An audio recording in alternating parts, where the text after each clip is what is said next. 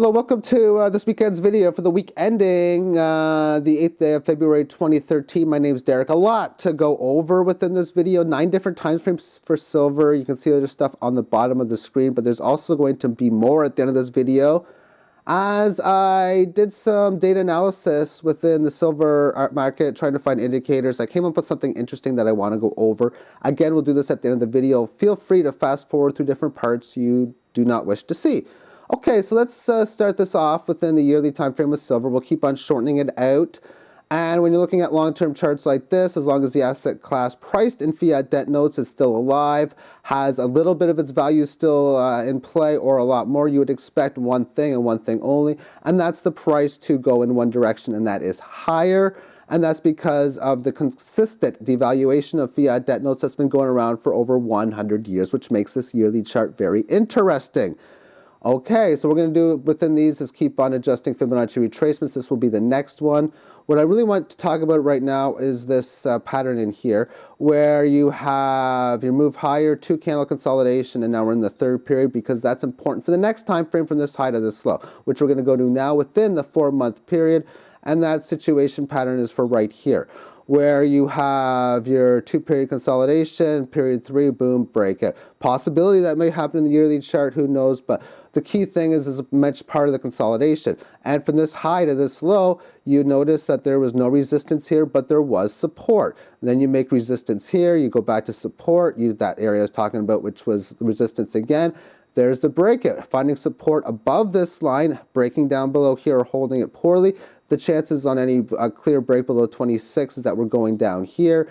If, of course, you go back up to this high, then you have a much higher increased chance of taking it out. Last time you're at 50, you obviously pulled, well, first time you pulled back from 50 to 4.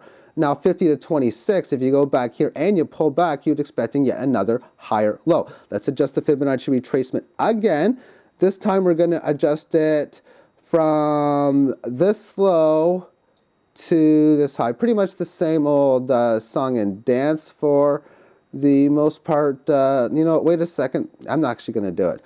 You can see it on the directory from the 2-month chart, but really the only thing you really need to see is that the 76.4 or 23.6 retracements in here. That's really the only thing that's important. So let's look at it from here to here now. And we'll do that within the weekly time frame. There we have it. And I like to do patterns, higher highs, higher lows, lower highs, lower lows. So what's the pattern? Well, here's the lows. And here's the highs. So matching highs, matching lows. So therefore, by making this low a significant higher low on here and bringing the move back up to here, brings us back to the top part of the range. It's a bullish setup. When you're below this Fibonacci line, you're bearish. You're bullish above here, and you're bearish neutral in between. So it needs to hold and stay above 39 to get bullish. And it needs to get this pattern just to break its bullishness patterns, get within this range to go bearish, or neutral, excuse me. And as far as trend line analysis is concerned, we can draw a trend line here, draw a trend line here, and start to notice that symmetrical triangles are in play, where you have an uptrend and downtrend at the exact same time that both are live. Let's adjust the Fibonacci again just to show this range more clearly. And to do that, we're going to look at the 82-hour time frame for silver. So there's the range. I think what's important to note is this range is right now in the middle part. It has been for quite some time. This tells me it's neutral within neutrality. Let's adjust the Fibonacci again, this time from this high to this low. And to do that, let's take a look at that on the daily chart. And here's the daily chart. I'm looking for that possible failed move to occur before the fast move. So there's that possible failed breakout. There's that possible breakdown. Same old song and dance within that. It still is trying to find direction, but it's not doing so right now. When it does, you can usually expect it to have clear, decisive trends in whichever direction that it's going to be in. There's another case of that of a symmetrical triangle. Let's adjust the Fibonacci retracement once again. So we're going to go from this high towards this low for the next one, which will take us to the 7-hour chart. And within the 7-hour chart, we can, again, continue drawing these symmetrical triangles in. We'll keep on doing this within all of these charts right now because we pretty much all have them. There it is there. It is holding above that bullish line that I talk about in here, and it's still holding above this running average. Therefore, if this level here does not hold, we hold and stay below this for more than 2 or 3 days, then it doesn't look good and a good decent shot that it's going to at least have a test of this low 29, if not down the lower end of the range from that weekly chart. Therefore, let's adjust this Fibonacci again. And to do that, now we're going to adjust it from this high to this low. And to do that, we're going to be needing the 3-hour time frame. There's that high, there's that low. We're getting a lot of these choppy movement charts that have been going on. Let's do the next drawing of a symmetrical triangle within this time frame. Okay, so there's resistance, there's support. Well, that triangle is broke. It's broken it to the downside. Oh, so you can say, oh man, it's going down. And it might. As bullishly, I kind of like that, to be honest with you, because if we can break through, if we break through this on the downside, I'm looking for that failed move to happen before the fast move in the opposite direction. If it can we quickly recapture this range, go higher than on those more longer term time frames like the daily, you'll see that failed break move lower right here, if that's of course to be the case. Still, you want to shorten out the time frame again, and to do that, let's shorten it out from this high and this low. Let's do that now. Actually, we're going to do that. Okay, but before we do that, I want to adjust the running average from this low. So let's adjust the running average, and there's that running average adjustment. Notice within this, it's resisting it a little bit, but both numbers are around the same at around 31.58. Now let's adjust the Fibonacci. And within this, you can see the perplexity of these moves. There's this green candle here that pulled back quickly. This candle here followed by this, showing that something is ready to get sparked. And that's pretty much it. Okay, that's it for silver. Other than at the very end, we're going to go through some data analysis. Let's now transition into the gold daily chart. Okay, so gold, like silver is pretty much the same way, it's holding in there, but not breaking down, definitely not breaking out as well. That's why platinum is going to show an interesting story, to say the least. You have this pattern, you make this low, and then you make a lower high from this previous high. You make a lower low, matching high. Okay, there's a little bit of an optimistic situation. You make this higher low, back up to here, just like on the silver chart. All that does is give you a bullish setup. Very similar to the weekly chart in silver, to say the least. But now let's look at platinum for the day. As it's been kicking butt, to say the least. We're looking at Fibonacci from this high to this low, and it's already pierced above it, so it's already had at least one test of it. Question is that going to be resistance? If it is, to what degree? And if the degree is small, which is here, maybe even down to here, and then it goes back higher, it's probably going to break through it, but it can continuously break through it. As we're saying this right now, very much a nice little pattern. No resistance found here, no support either. Fast move to this level, which also really didn't find that much in resistance, but I guess it did here find resistance, pulled back. Hasn't found support at this level, at least not too much, sort of did here. And then then we can see a little case of another symmetrical triangle that played out within this daily chart. You have this little, that's a bit big. Let me just lower the size. Okay, this trend line, and actually no, let me just try to. So yeah, here we are. Just like I showed you on the silver chart a little while ago, there was that symmetrical triangle that had that breakdown below. There's that failed move. Where on the weekly chart, you'd be able to see that as a one candle, two candle break lower that failed, and now back above it. So I'm liking the look of this here to state that this might have even continued further gains as we move into the spring. Okay, let's finish this off on the metals within the gold to silver ratio. This is the 57-hour, which is basically going to the silver highs in February to this level in here. Now, I've talked about this possible failed breakout last week. And when I left you off last week, I was pretty much down to this bottom point in here. Well, since then, it's really just choppy. It isn't breaking out, but it's not falling apart either. If I can see it hold and stay above this level for a couple of days, and I'm going to be liking the chances of a test up here. However, if you even come down to this level, I'm going to be expecting it to be breaking it, finding some little bit of support here, and then resist this area afterwards. So that'll be it for the gold to silver ratio. Let's move on to equities now. The Dow Jones on the monthly time frame, as it's now approaching this, and it hasn't gone above it yet, but it's approaching the previous high from 2007. Now, just like silver on the even the yearly chart, where you hit a level and then you come back to it after a major decline, it is both bullish and bearish for there to be a sell-off. For it could just be a tiny sell-off back down to maybe one of these previous resistance point in here. But let's just look at this 2 degrees of what people consider big moves. And also, of course, the debt ceiling, which we're now at that point where it's coming into play. It's probably going to be news that makes the stock market go lower. So it's bullish to maybe come back anywhere down to even this line here at 11.8. Now, if it falls to 11,800, that would be a difference of a 2,200 push, and that would be the 15% decline or so. People call that a serious move. Let's move this on to the 5-month chart, which brings us back to the 1970s. So there you got a move sideways, upwards, and now it's just been in a sideways consolidation, to say the least. Now, the Nasdaq is an interesting chart. So I'm going to talk about that. First off, let's talk about the 2-month Nasdaq time frame. You have this high, you have this low.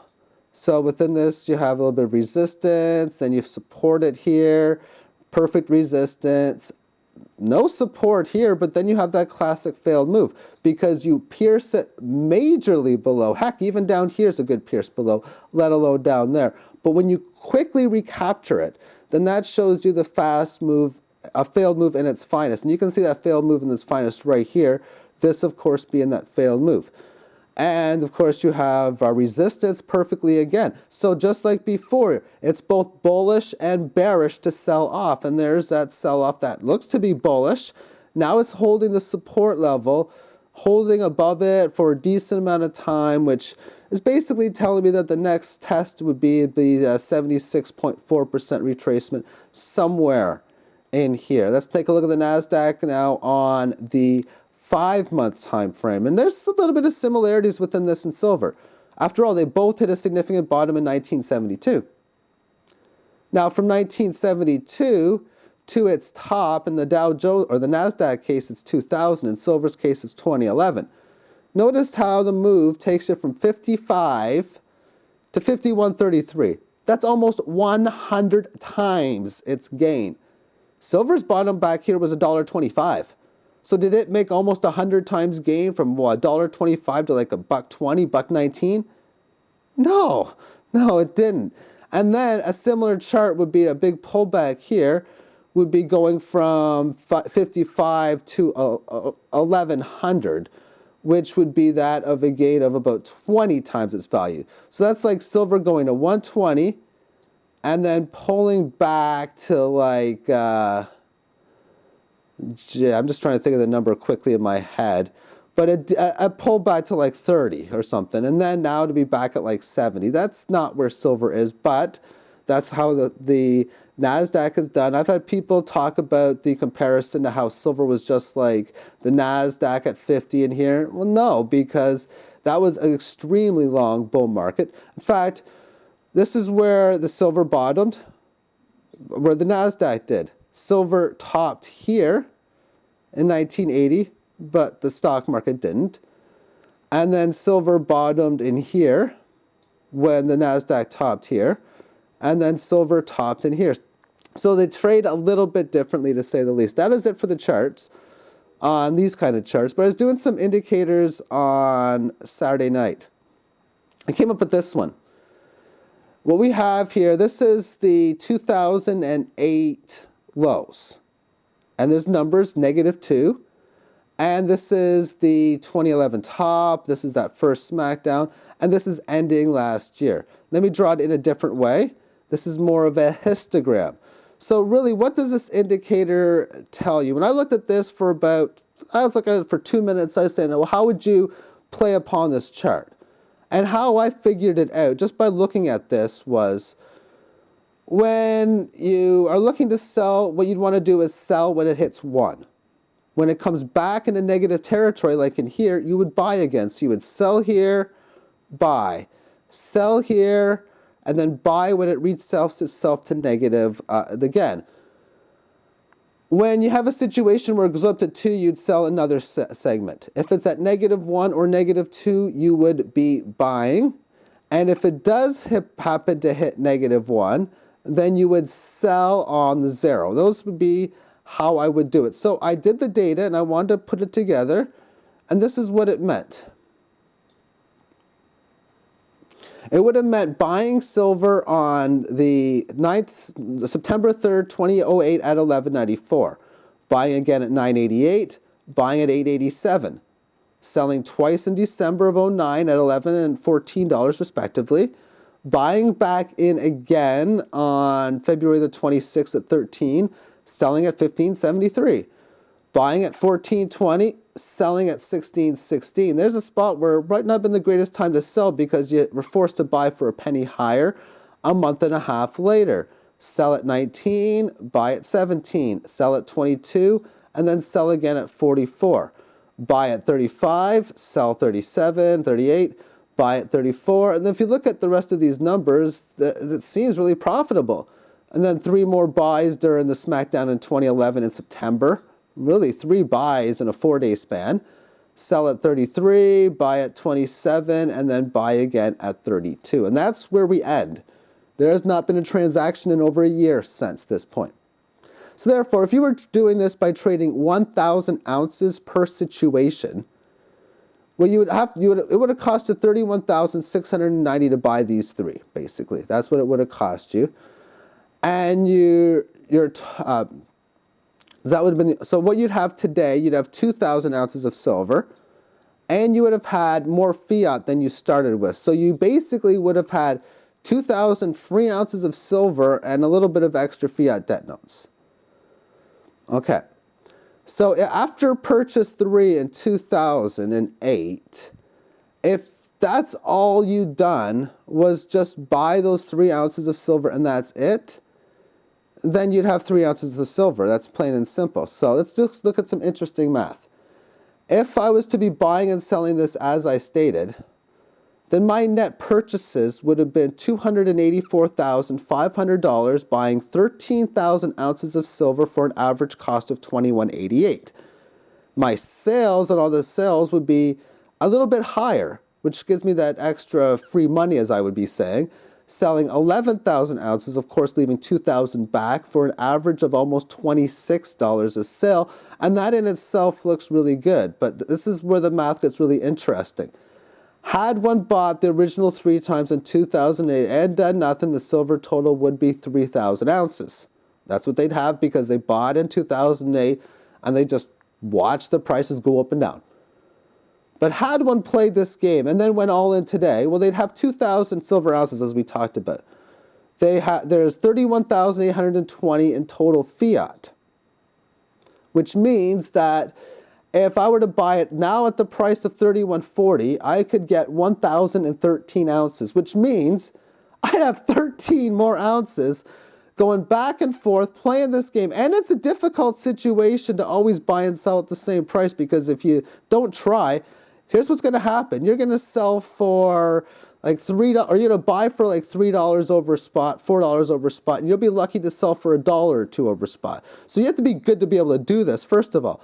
But to be able to go through all this hardship and still be barely higher, what this would mean is that you got to hope for a buy or this thing to hit down to 26, 25 again for your indicator to tell you to buy again, to even be kicking the butt out of just buying and holding, and that's it.